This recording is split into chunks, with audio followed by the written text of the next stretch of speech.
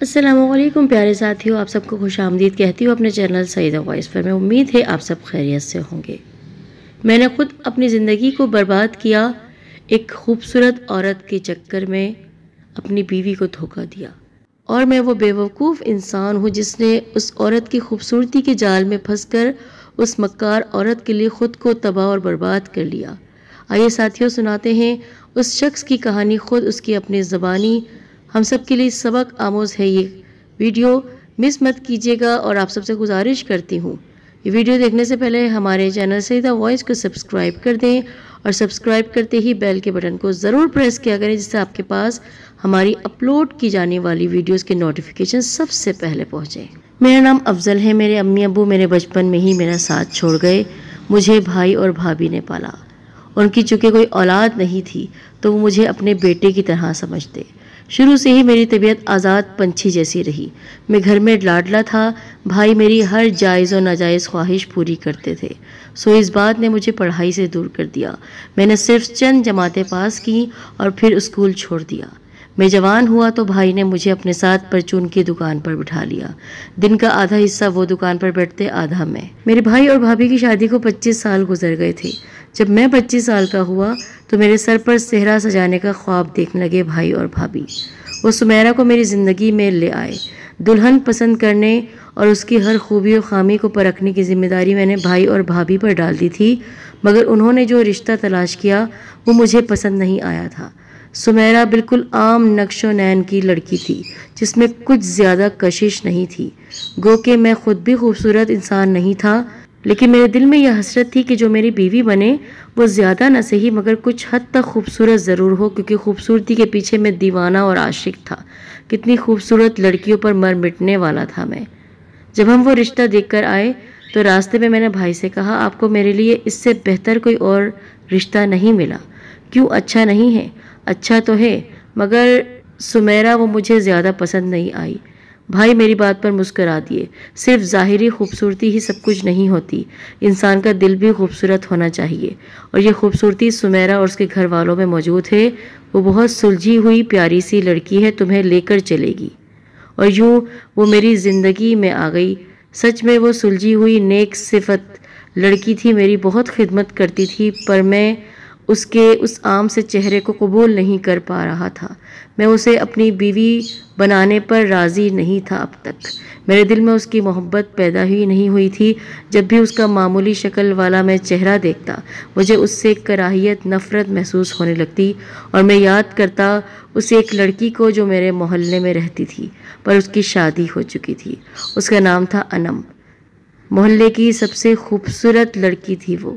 کیا رنگت تھی اور کیا اس کے نین و نقش تھے۔ میں اس کا دیوانہ تھا، پر اس نے میرا وہ رشتہ قبول نہیں کیا تھا جو میں اس سے بنانا چاہتا تھا، یعنی دوستی کرنا چاہتا تھا۔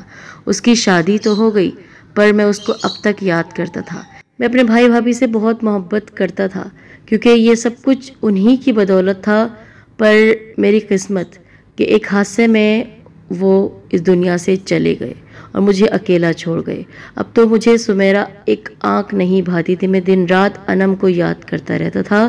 ایک دن میں اپنی دکان پر اداس بیٹھا ہوا تھا تو میرا دوست صاحب میرے پاس آیا، بولا، کیا معاملہ ہے، کیوں پریشان ہو تم؟ بس یار، بھائی اور بھابھی نے مجھے پھنسا دیا۔ میں خوش نہیں ہوں اپنے گھر میں۔ کیوں؟ بھابھی اتنی اچھی تو ہے، بس میرا اور اس کا مزاج نہیں ملتا۔ دوسرا، وہ خوبصورت بھی نہیں ہے۔ میرا دل چاہتا ہے کاش میری بیوی انم جیسی ہوتی، یا وہی بن جاتی۔ ایک گہری سانس میں نے لی۔ یار، کس کا نام لے لیا تم نے؟ وہ تو قیامت تھی۔ اچانک میرے دوست کو کچھ یاد آیا۔ میں نے سنا ہے آج کل وہ میکے آئی ہوئی ہے، اس کے شوہر سے انبن ہو گئی ہے اس کے شوہر نے اس پر ہاتھ اٹھایا تھا، تب سے وہ اپنے ماں باپ کے گھر ہے۔ میرا دل بے اختیار دھڑک اٹھا۔ انم کو دیکھے ہوئے کئی ماہ گزر گئے، معلوم نہیں اب وہ کیسی ہوگی۔ کیوں وہ تمہاری دکان پر نہیں آئی؟ سنا ہے اس کا باپ بیمار ہے، حالات بڑے ٹائٹ چل رہے ہیں اس کے۔ اچھا، ہو سکتا ہے وہ آ جائے۔ اب میں دن رات یہ دعا کر رہا تھا کسی بہانے وہ میری دکان پر آئے اور میں اس کا دیدار کر لوں۔ میری دعائیں رنگ لے آئی۔ اگلے دن ہی انم میری دکان پر چلی آئی۔ میں نے اس کو تقریباً 6 ماہ بعد دیکھا۔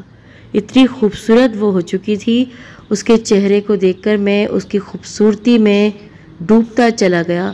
ایک عجیب کشش تھی اس کے اندر جو میرے دل کو اس کی طرف کھینچتی تھی۔ میں خود سے بے نیاز ہو کر اسے دیکھنے لگا۔ میرا دل چاہا میں اس سے اپنے دل کا حال بیان کروں، مگر دوسرے پل ہی مجھے اس کی اور اپنی حیثیت یاد آ گئی۔ وہ شادی شدہ تھی اور کسی اور کی امانت تھی۔ میں خود بھی شادی شدہ تھا۔ جب اس نے شادی سے پہلے مجھے گھاس نہیں ڈالی تھی تو اب کیا ڈالتی؟ مجھے یاد نہیں وہ میرے دکان پر کیا لینے آئی تھی، بس مجھے اتنا یاد ہے وہ میری دکان پر آئی تھی اور ضرورت کی کوئی چیز لے کر چلی گئی تھی۔ نہ میں نے اس سے کچھ بات کی، نہ اس نے مجھ سے کوئی بات کی۔ اس طرح وہ ہر روز میری دکان پر آتی رہی اور میں اس کا دیدار کرتا رہا۔ اس کی خوبصورتی میں اب میں دیوانہ اور عاشق بنتا چلا جا رہا تھا۔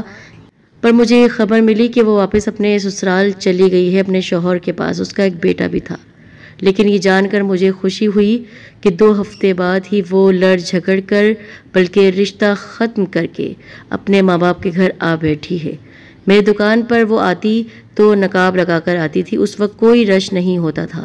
میرے سامنے آتے ہی وہ نقاب ہٹا دیا کرتی تھی اور میری پیاسی نگاہیں اس کے خوبصورت چہرے کو دیکھتی رہتی تھی۔ دکان پر وہ آئی اور ایک پرچی میرے ہاتھ میں تھما دی۔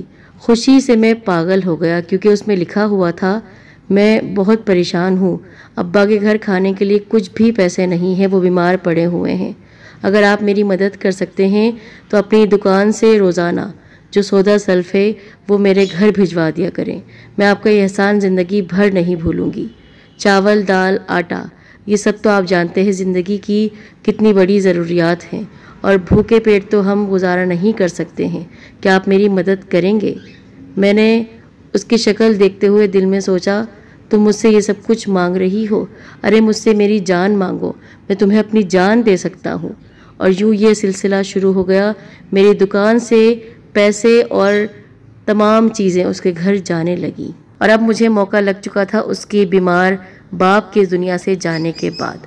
اب ان کا بیٹا بن کر میں گھر میں آ گیا تھا۔ اس کی ماں کا دل تو میں نے جیت لیا تھا گھر میں سامان بھر کے، اب انم کا دل جیتنا تھا، اور وہ مجھے لگ رہا تھا کہ میرے قریب آتی چلی جا رہی ہے۔ ایک دن میں نے اس کو پیسے دیے تو اس نے انکار کر دیا۔ میں نے کہا کہ تمہاری اماں مجھے اپنا بیٹا سمجھتی ہیں، میں تمہارا کچھ نہیں لگتا ہوں، بھائی تو میں تمہارا نہیں ہوں لیکن دوست تو بن سکتا ہوں۔ وہ مسکرا دی اور میں نے اس سے کہا، اب تم کوئی پردہ نہیں کرو گی میرے سامنے، اور جو دل چاہے آ کر میری دکان سے لے کے جاؤ۔ ہم قریب سے قریب آتے چلے جا رہے تھے، اتنے قریب آ گئے کہ ایک دن اس نے مجھ سے یہ کہہ دیا کہ میں چاہتی ہوں کہ میرا شوہر جو اب میری زندگی میں نہیں ہے پر وہ مجھے پریشان کرتا ہے، اس سے میرا پورے طریقے سے پیچھا چھڑوا دو۔ اس کا بیٹا میرے پاس ہے، میں اپنی اولاد کو بھی اپنے پاس نہیں رکھنا چاہتی ہوں کیونکہ وہ مجھے مار ڈالے گا۔ اب میں تمہارے ساتھ رہنا چاہتی ہوں، میری اس شخص سے جان چھوٹ جائے بس۔ میں تو خوشی سے پاگل ہو گیا۔ میری زندگی کا وہ خوبصورت لمحہ میری محبوبہ مجھے کہہ رہی کہ میں اب تمہارے ساتھ رہنا چاہتی ہوں، میرا پیچھا چھڑوا دو میرے شوہر سے۔ میرے دوست کو جب یہ بات پتہ چلی تو اس نے کہا، بھابھی کو یہ بات نہیں پتہ ہے؟ تو میں نے کہا، اس سے کیا چھپانا ہے، میں اس کو بتا دوں گا صاف صاف، میں اس کا کوئی غلام نہیں ہوں اور کوئی میں نے خود کو بیچا نہیں ہے، وہ میرے گھر میں رہتی ہے، میں اس کے گھر میں نہیں رہتا ہوں۔ اور ہماری ملاقاتیں بڑھتی رہیں، انم میری زندگی میں اب شامل ہوتی چلی گئی۔ ایک دن وہ میرے پاس آئی، اس کے سرخ و سفید چہرے پر ہلکا سا نشان تھا جیسے کسی نے مارا ہو۔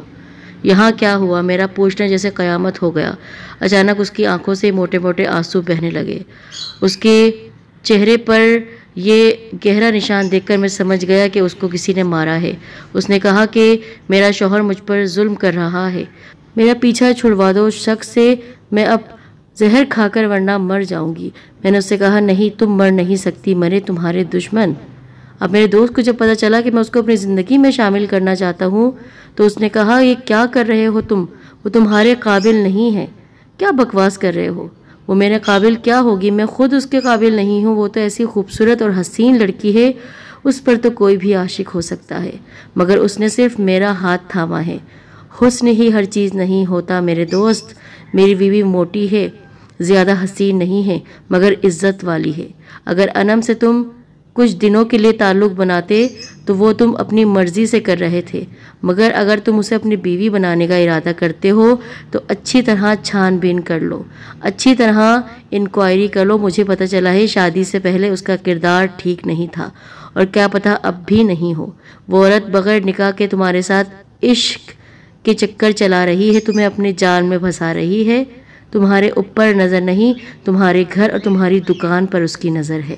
اور واقعی میں بیوقوف تھا، اس وقت تو اپنے دوست پر بہت غصہ کیا، پر میں اب خوبصورتی کے جال میں پھنس چکا تھا۔ میرے پاس جب وہ روتی ہوئی آئی تھی، اس نے کہا تھا ایک ہی صورت میں اپنے شوہر سے میں جان چھڑا سکتی ہوں۔ میرے باپ پر اس کا بہت قرضہ تھا، تو اگر میں اس کا قرض لوٹا دوں تو وہ میرا پیچھا چھوڑ سکتا ہے۔ میں نے پوچھا کتنی رقم ہے؟ اس نے کہا 1 لاکھ۔ 1 لاکھ کا سنتے ہی میری سانس رکنے لگی، مگر میں تو اس کے عشق میں پاگل ہوتا چلا جا رہا تھا۔ میں اس کے پیار کے بدلے میں اپنی پوری جائیداد دینے پر راضی ہو گیا تھا۔ میں نے اس سے کہا ٹھیک ہے، میں تمہیں وہ 1 لاکھ دیتا ہوں اور اس شخص سے تمہارا پیچھا چھڑوا دوں گا۔ میں اس پر بنا سوچے سمجھے پیسے لٹاتا رہا۔ کبھی وہ 20,000 مجھ سے مانگتی، کبھی 30,000 مجھ سے مانگتی، اور میں اس کی خوبصورتی میں کھوتے ہوئے اندھا ہو گیا۔ اسے پیسے دیتا رہا، پتہ ہی نہیں چلا میری دکان کب خالی ہوتی چلی گئی۔ ایک اور شخص نے میری دکان کے قریب دکان کھول لی تھی، لوگ اب اس کے پاس جانے لگے۔ مجھے تو ہوش ہی نہیں تھا، میں اس کے پیار میں پاگل ہو گیا تھا۔ وہ مجھ سے فرمائشیں کرتی اور میں اسے کچھ منع نہیں کرتا۔ بیوی کو تو میں اپنی پسند کرتا ہی نہیں تھا، اس بیچاری کو تو معلوم ہی نہیں تھا اس کا شوہر اس کے پیچھے کیا گل کھلا رہا ہے۔ مجھے نفرت تھی اپنی بیوی کی شکل سے، میں اس کے چہرے کو دیکھتا ہی نہیں تھا، اس کے قریب سے گزرتا ہی نہیں تھا۔ گھر بھی کسی مجبوری کی وجہ سے میں آتا تھا، ورنہ پورا دن میرا انم کے ساتھ ہی گزرتا تھا۔